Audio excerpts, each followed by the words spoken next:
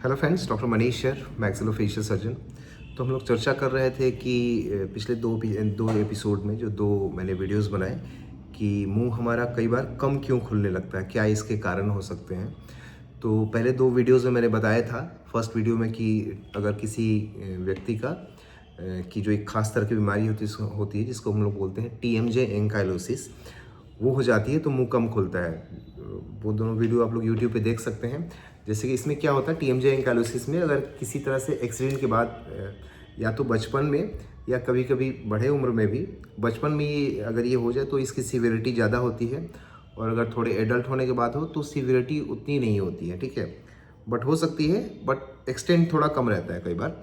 तो अगर ये वाली हड्डी यहाँ पे अगर दिख रही है, ये नीचे का जबड़ा है, और अगर यहाँ की हड्डी टूट जाए, ये मैंडिबल है, ये जो हड्डी है इसको मैंडिबल बोलते हैं, और ये वाला हिस्सा इसको कोंडाइल बोलते हैं, ठीक है।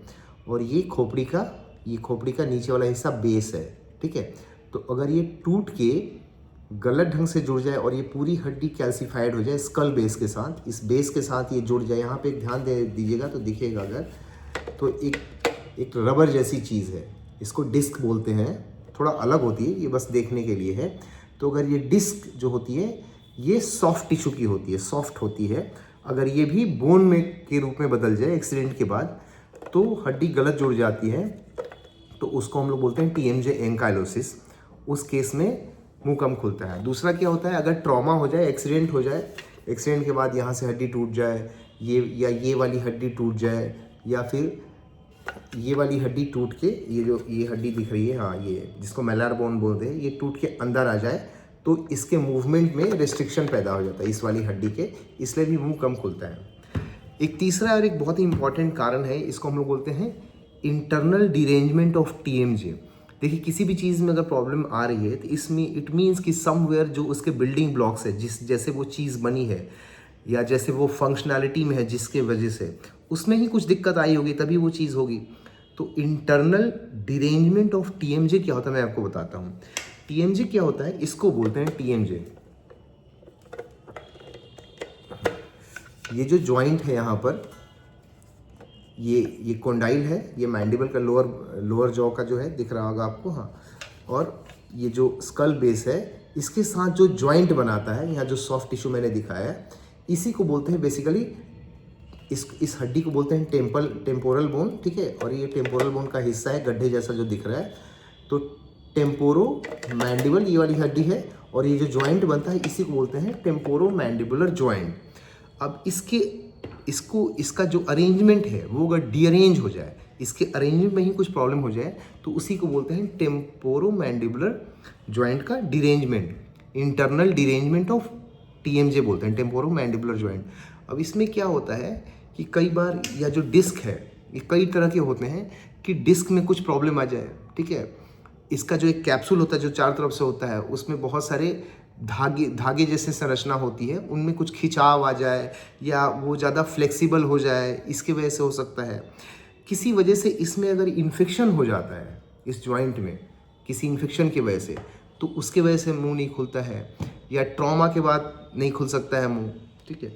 या कई बार क्या होता है कि जो दांतों का जो अरेंजमेंट है, ये जो रिलेशन है, यहाँ जो रिलेशन बनता है, वो इस बात पे निर्भर करता है कि दांत पर दांत किस तरह से बैठ रहे हैं, ठीक है। अगर दांतों के बैठने का नियम जो है वो बदल जाता है, ठीक है, तो फिर क्या होता है, अगर दांत जैसे ही थोड़ा सा रिलेशनशिप चेंज होगा दांतों का ना, देखिए ये जॉइंट भी हिल जा रहा है, देख रहे हैं, तो अगर इस दांत पे दांत का रिलेशनशिप गड़बड़ है किसी व्यक्ति का, तो उसको भी TMJ की प्रॉब्लम हो सकती है। तो ये सब कुछ कारण होते हैं जिसके चलते इंटरनल डिरेंजमेंट ऑफ TMJ होता है। अब इसमें इसके साइन सिम्टम क्या होते हैं, कई बार क्या होता है कि जॉइंट के अराउंड पेशेंट बहुत माइल्ड वेग पेन बताएगा, मतलब ऐसा पेन नहीं है कि उसको वो अपने डे टू डे जो दिनचर्या की जो एक्टिविटी वो कर नहीं पाता है, कर पाता है, बट एक वेग एक ऐसा पेन, कभी कभी थोड़ा स्केल में ज़्यादा भी हो सकता है, बट मोस्ट ऑफ केसेस में, कि जो उसको बार बार याद दिलाता है कुछ गड़बड़ है, कुछ तो दिक्कत हो रही है, या थोड़ा जब वो शांत बैठता है, कूल एंड काम रहता है, तो बार बार उसका ध्यान वहाँ पे जाता है। ये दिक्कत हो सकती है। कई बार क्या होता है, यहाँ जो मसल होती है, मांसपेशी होती है, यहाँ पे दर्द हो सकता है, या नेक के साइड में या दर्द हो सकता है, या बैक के साइड में दर्द बताता है पेशेंट, ठीक है। तो ये सारी चीज़ें पेशेंट बार बार बताता है। कई बार वो बताता है क्या है कि जब वो मुंह खोलता है तो कट कट की आवाज़ आती है, क्लिकिंग साउंड होता है। कुछ केसेस में क्या होता है कि मुंह पूरा खोल नहीं पाता है। कुछ केसेस में ओपनिंग, जो माउथ की ओपनिंग हमारी होती है, वो नॉर्मली 35 मिलीमीटर के आसपास होनी चाहिए, 35 से 45 मतलब होनी चाहिए।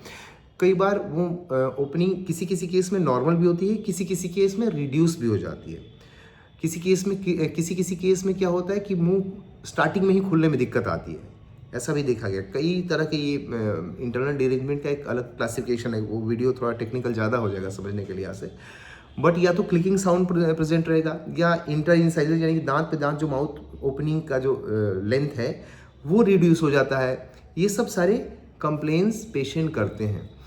तो अब इसका ट्रीटमेंट क्या है? मेरे पास बहुत सारे पेशेंट आते हैं इसके, और मोस्टली मतलब मोर देन 90% पेशेंट मेरे पास आने से पहले कई लोगों से दिखा चुके होते हैं, क्योंकि पेशेंट को पता ही नहीं होता कि इसका एक्चुअली डॉक्टर कौन है, कौन इसका स्पेशलिस्ट है।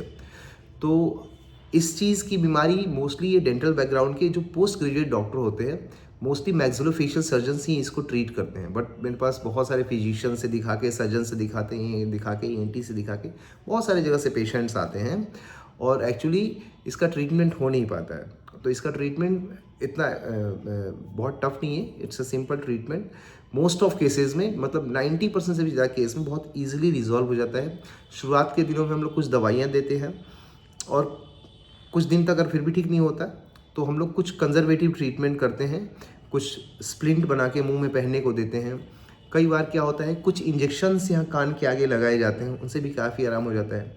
कई बार क्या होता है कि सिंगल या डबल नीडल लगा के, उससे क्या होता है कि खास तरह की जो लिक्विड है वो इंजेक्ट की जाती है 300-400 मिलीलीटर के आसपास, और ऐसा कई सेशंस में किया जाता है तो आराम आ जाता है।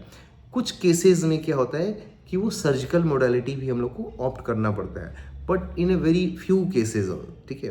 तो इस तरह का कोई भी दिक्कत है अगर आपके आसपास, तो always look for your maxillofacial surgeon. Thank you.